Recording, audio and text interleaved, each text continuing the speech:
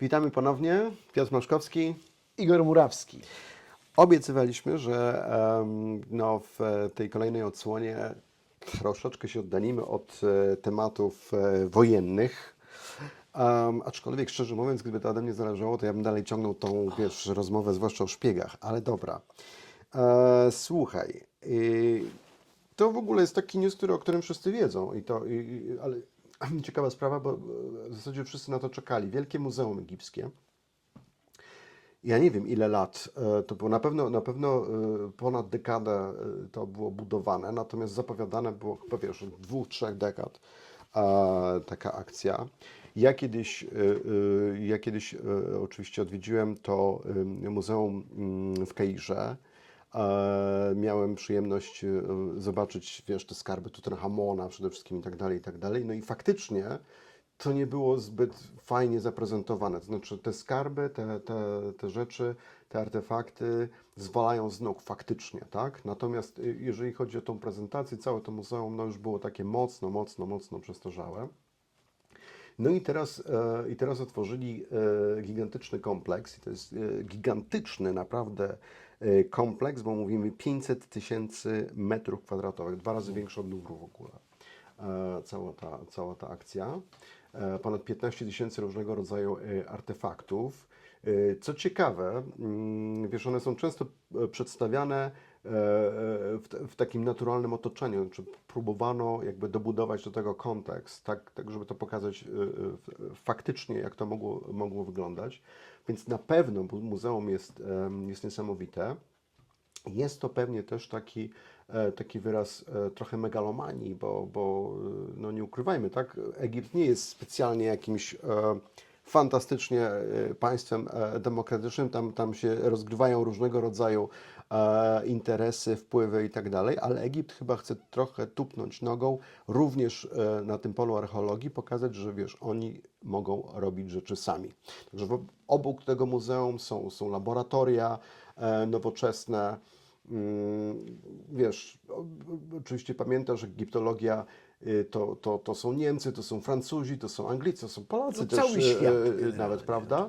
Natomiast w tej chwili rzeczywiście Egipcjanie chcą pokazać, chociażby właśnie tym muzeum, że rzeczywiście mogą działać samodzielnie. Więc no nie mogę się doczekać i z całą pewnością trzeba zaplanować jakiś wyjazd tam, może jakiś projekt zrobimy w Egipcie. Nie będzie to łatwe, ale nie ma, dla nas nie ma sprawy takie wyzwanie. Natomiast poczekałbym, dlatego że jednej galerii tam brakuje i to wyobraź sobie, brakuje tej galerii Tutenchamona. O proszę. Oni otworzyli to muzeum, ale wciąż jeszcze tam pracują, żeby te chyba skarby Tutenchamona faktycznie niesamowicie pokazać, więc pojedziemy wtedy, kiedy już będą skarby tego młodego faraona tam na miejscu. Nawiasem mówiąc, to w sumie fajnie, że akurat tak spektakularna gałąź archeologii i tak spektakularne obiekty, tak trwale zapadające przecież w wyobraźni masowej, Tak. wreszcie zyskują Zdecydowanie. taką fajną i należną w sumie placówkę muzealną, tak? Bo Zdecydowanie. jeżeli przypomnimy sobie choćby nawet greckie, przecież często też spektakularne, ale no niestety nie możemy powiedzieć o tym, o oprawie i tutaj też przydałoby się pewne dofinansowanie jakby no, greckich również. No na pewno, Greckich na również. pewno, na pewno. Skoro my jesteśmy tutaj przy kwestii finansowania, taka ciekawostka, bowiem National Lottery, takie brytyjskie lotto, Tak. ma bardzo fajny fundusz. To się nazywa National Lottery Heritage Fund. I oni wspierają różnego rodzaju przedsięwzięcia związane z kulturą, z dziedzictwem narodowym i tak dalej. No, tutaj oddajmy jakby również naszej loterii i totalizatorowi sportowemu, że rzeczywiście też wspiera i Muzeum Historii Państwa Polskiego, również Muzeum Powstania Warszawskiego, więc fajnie. Ale tutaj National Lottery wsparło bardzo taki chyba w sumie niszowy projekt, też nam pokrewny i bliski, a mianowicie upamiętnienia bitwy i dalszych badań bitwy pod Knowlesby. Bitwy z okresu wojny domowej, bardzo przełomowej i ważnej dla historii Wielkiej Brytanii. I National Lottery wsparło tą fundację charytatywną, bo dokładnie tak ci wolontariusze się nazywają, którzy już tam zorganizowali pewne przedsięwzięcia i warsztaty i objęli opieką jakby teren bitwy. Natomiast te 100 tysięcy funtów, może to nie jest spektakularna i wysoka kwota, natomiast pozwoli na pewno na funkcjonowanie i zapewne dalsze badania. A tak wspominam o tym, bo to też taka nasza pokrewna dziedzina No tak. i też mamy własne projekty. No, ale I to fajnie byłoby, żeby ktoś nas kiedyś być może też tak To wspomniał. dlatego chciałem zapytać, czy nie wiesz, czy oni przyjmują wnioski z zagranicy, bo No oni 100 są tysięcy akurat... funtów bardzo by nam pomogło w naszych badaniach, Oczywiście. naszego pola bitwy. To by było zdecydowanie fajnie i wskazane, ale fajnie, że o tym mówisz, bo ja też jakby przygotowałem taki news. Co prawda już wcześniej opublikowaliśmy informacje, ale warto to przypomnieć. Właśnie w Wielkiej Brytanii archeolog stwierdził, że no, potrafi wskazać palcem jedną z takich bitew zapomnianych inwazji rzymskiej w roku 43, w której brał udział słynny Legion IX. Słynny Legion IX, ponieważ wiesz, na temat Legionu IX też napisano książki, powstało nawet kilka filmów fabularnych, gdzie no, cały czas tą teorię się jakby przedstawia, że ten legion właściwie zaginął gdzieś tam w tajemniczych okolicznościach. Tak naprawdę nic takiego nie miało miejsca, bo wiemy mniej więcej, że wiesz, on się tam rozproszył i tak dalej. Był używany w wielu innych lokalizacjach na terenie Imperium Rzymskiego, ale tutaj jest mowa o bitwie z roku 43, oblężeniu takiego celtyckiego fortu i to jest też taka fajna sprawa związana z naszą, no bo my jakby, nasze badania to jest właśnie rzymskie pole bitwy. I tutaj pamiętasz, w naszych badaniach też się zastanawialiśmy, gdzie te stanowiska artylerii były porozstawiane. I tutaj, podobnie jak w przypadku naszych badań, LIDAR został zastosowany, prawda, to skanowanie laserowe i dzięki temu ten archeolog twierdzi, że może wskazać, gdzie te stanowiska ciężkiej artylerii rzymskiej się znajdowały. Co ciekawe, on twierdzi, że Celtowie byli kompletnie, totalnie tym zaskoczeni, bo wiesz, te forty celtyckie, one były pięknie zbudowane, one były silnie ufortyfikowane, ale dla równorzędnego wroga, tak? Czyli po prostu jakiegoś innego plemiona celtyckiego. Natomiast tutaj przychodzą zaawansowani, wiesz, rzymscy legioniści właśnie z artylerią. Także podobno tutaj nie było szansy. I jeszcze tylko jedna informacja, też na profilu o tym wspominaliśmy, ale z kolei w Turcji archeolog turecki twierdzi, że znalazł no, bardzo taką kluczową bitwę dla kampanii Aleksandra Macedońskiego, bitwę nad Granikiem, lokalizację bitwy nad Granikiem. Też bardzo długo im to zajęło. No i też byłoby ciekawe bliżej się zapoznać, wiesz, z tymi badaniami, z tymi Właśnie wynikami badań. też miałem, próbowałem właśnie doczytać w tej informacji, ale tam z tego co pamiętam nie było badań terenowych prowadzonych chyba, prawda? Wiesz co, były badania terenowe, aczkolwiek ograniczone, bo tak naprawdę to wydaje mi się, że z tego co dobrze pamiętam, oni zlokalizowali ich zdaniem obozowiska, tak, prowadzące, więc twierdzą, że to jest ten teren armii. Natomiast ja widziałem taką prezentację tego pana i ja nie do końca jeszcze, wiesz, mam pełen obraz po prostu tego, co znaleziono w kwestii tych zabytków ruchomych, zwłaszcza, wiesz, przedmiotów metalowych i tak dalej.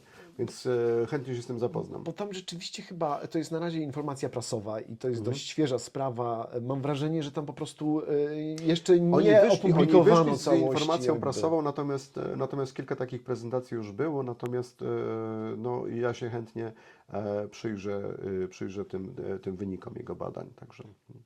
To jest ciekawe, to jest ciekawe. Dobrze.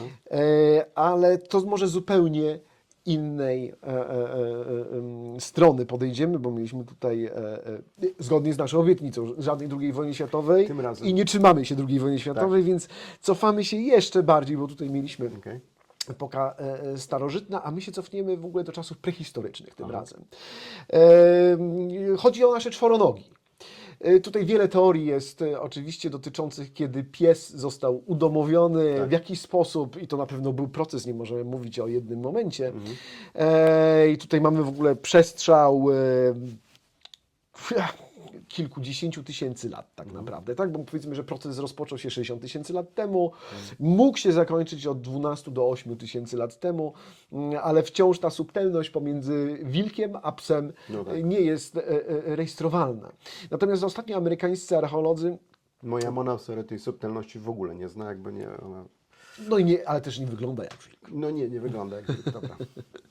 W każdym razie amerykańscy archeolodzy podczas badań na Alasce, właśnie takich stanowisk prehistorycznych, datowanych między 8 a 12 tysięcy lat, a bardziej 12 tysięcy, bo to były te badania radiowęglowe, odnaleźli zarówno żuchwę psa, jak i kość piszczelową. I teraz tak, no, prawdopodobnie zastanawiam się w ogóle, jak oni rozróżnili, że to nie należy, bo to oczywiście przy siedlisku ludzkim, więc jakby tutaj jest ten wątek, że łączą fakty. Tak. I teraz tak, no jeżeli, jak ja to rozumiem, że zapewne kość piszczelowa czy żuchwa psa jest mniejsza od wilka, no to zapewne jest jakiś tam wątek i poszlaka do wysnucia pewnej teorii. No i zapewne tutaj też tak było.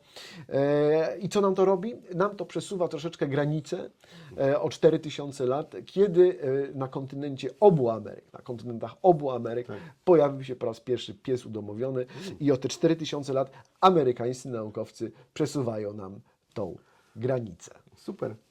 No to ciekawe. To skoro rozmawiamy o zwierzętach, to pozwolisz, jeszcze krótka jedna, jak zmieścimy jedną krótką taką nowinkę w zasadzie, można powiedzieć, zwierzęta, ale nieprawdziwe, ale jak najbardziej wątek poszukiwawczy. Kiedyś, wydaje mi się, o tym rozmawialiśmy w ogóle, na pewno na profilu informowaliśmy. W 1997 roku miało miejsce w zasadzie to nie był taki nawet sztorm dziwny, po prostu u wybrzeży, u południowo-zachodnich wybrzeży, tam jest Landsend w Wielkiej Brytanii, kilkadziesiąt kilometrów od Landsend, statek, kontenerowiec Tokyo Express, taka tak zwana freak wave po prostu, taka wiesz, dziwna fala, która się pojawia znikąd i ona zmyła ponad 60, z tego co pamiętam, kontenerów do morza i między innymi w tych kontenerach, wyobraź sobie, znaczy pewnie pamiętasz tą historię, były miliony klocków Lego różnego rodzaju, tak? I niektóre to były, wiesz, no, kolekcjonerskie edycje i tak dalej. I od tego czasu, w zasadzie od końca lat 90., no jest cała masa ludzi, takich poszukiwaczy zaginionych klocków Lego. Wspaniale. Tak, i im się to udaje generalnie, chociaż to ceny osiągają astronomiczne te rzeczy wyłowione. Natomiast ostatnio udało się wyłowić pierwszego w ogóle w historii rekina Lego. Co było w ogóle, co jest ciekawe, już w ogóle super w tej historii, wyłowił to rybak na swoim kutrze, więc po prostu w sieci w ogóle zauważył tą zabawkę i nawet rozpoznał ją natychmiast, bo twierdzi, że jako dziecko budował sobie zestaw, który miał służyć no, takiej zabawie podwodnego poszukiwacza skarbu, więc rekin był absolutnie potrzebny i tego rekina teraz znalazł, więc jest to pierwszy Lego rekin odkryty z tego słynnego sztormu. Także no, taka ciekawostka. Bardzo ciekawostka. Zwierzęco, może nie do końca, ale jednak.